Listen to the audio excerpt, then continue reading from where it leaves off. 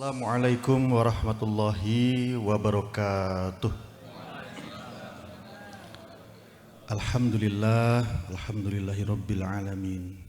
Wassalatu wassalamu ala asrafil anbiya'i wal mursalin imamil muttaqin Sayyidina wa maulana Muhammadin wa ala alihi wa ashabihi ajmain ba'd. Alhamdulillah, ayuhal hadirin muhtaramil, para ulama al-fadil,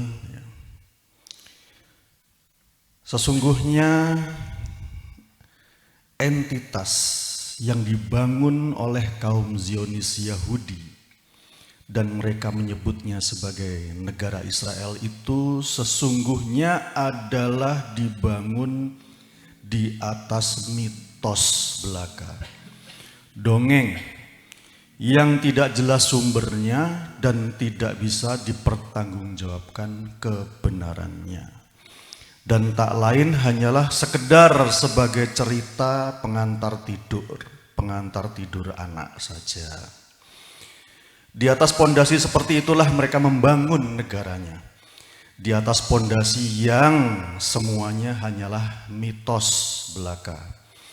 Pertama adalah tentang klaim tanah yang dijanjikan, yang membuat mereka merasa berhak menguasai tanah tersebut dan mengusir penghuninya, yaitu bangsa Palestina. Itu adalah mitos atau dongeng saja. Memang benar, Nabi Musa telah mengajak kaumnya untuk hijrah dari penindasan Fir'aun di Mesir menuju tanah yang telah Allah Subhanahu wa Ta'ala janjikan kepada mereka, yaitu negeri Kan'an, yaitu Palestina. Tapi faktanya ketika itu ternyata mereka menolaknya.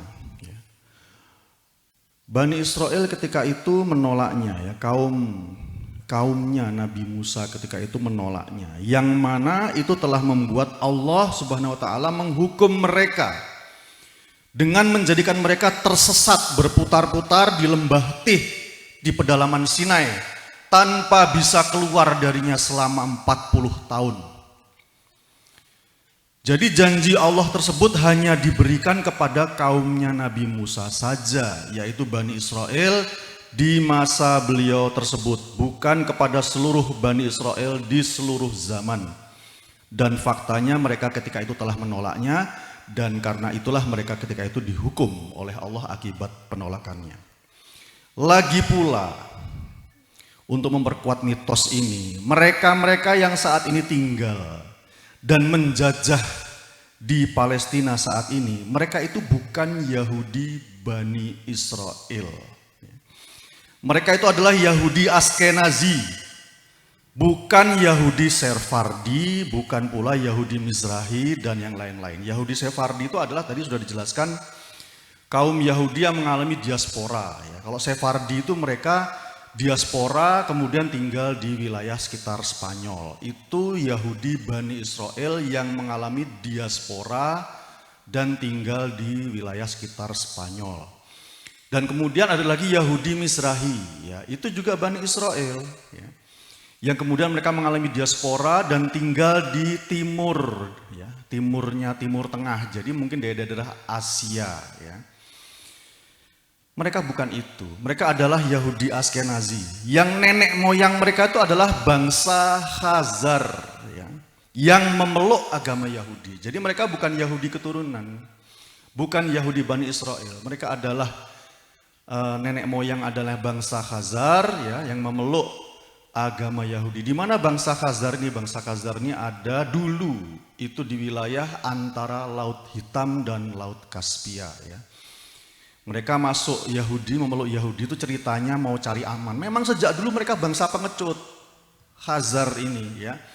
Mereka takut kalau masuk Islam diperangi sama Bulgaria yang itu berafiliasi dengan Romawi, Kristen. Mereka juga takut kalau masuk Kristen diperangi oleh umat Islam. Akhirnya mereka itu banci, cari aman masuk Yahudi. Karena anggapannya sama-sama agama samawi, orang Kristen menghormati Yahudi, orang Islam juga menghormati Yahudi. Tapi apa nasib? Namanya nasib ya memang begitu, ternyata mereka dihancurkan oleh bangsa Slavia. Ya. Jadi emang nasibnya sebenarnya nasib hancur. Ya. Dan kemudian bangsa Slavia itu siapa? Bangsa Slavia itu yang menduduki mereka sekarang, yaitu bangsa-bangsa yang menurunkan Rusia, Ukraina, ya, Belarusia, Polandia dan seterusnya, itu bangsa Slavia. Ya. Habis mereka kabur mereka ke Eropa, ya, dan kemudian mendirikan akhirnya Freemason, ya, Freemasonry, ya, gilda-gilda, dan mereka tetap mempertahankan agama Yahudi mereka, tapi mereka dikenal sebagai Yahudi Askenazi. Dan populasi mereka saat ini 80% di dunia ini. Jadi yang asli itu tidak ada. Dan yang menghuni di Israel itu yang mereka itu. Jadi itu semua mitos saja. Yang kedua adalah tentang klaim supremasi bangsa Semit di atas bangsa-bangsa yang lain. Itu juga hanya mitos saja. Mereka mendasari klaim tersebut dari kisah yang tercantum dalam kitab Genesis, yaitu kitab Kejadian yang terdapat di dalam Bible Perjanjian Lama. Ini kisah yang aneh yang diawali dengan cerita tentang Nabi Nuh yang mabuk-mabukan lalu jatuh tertidur dalam keadaan telanjang hingga tersingkaplah auratnya. Kisah yang aneh. Dan diakhiri dengan Nabi Nuh lalu anehnya malah mengutuk Ham, anak keduanya beserta keturunannya, terutama Kan'an bin Ham bin Nuh. Dan anehnya mempertuankan Sam atau Semit, ya, anak pertamanya beserta keturunannya. Ini kisah tidak masuk akal. Dari kelakuan aneh yang mereka klaim telah dilakukan oleh seorang nabi utusan Allah.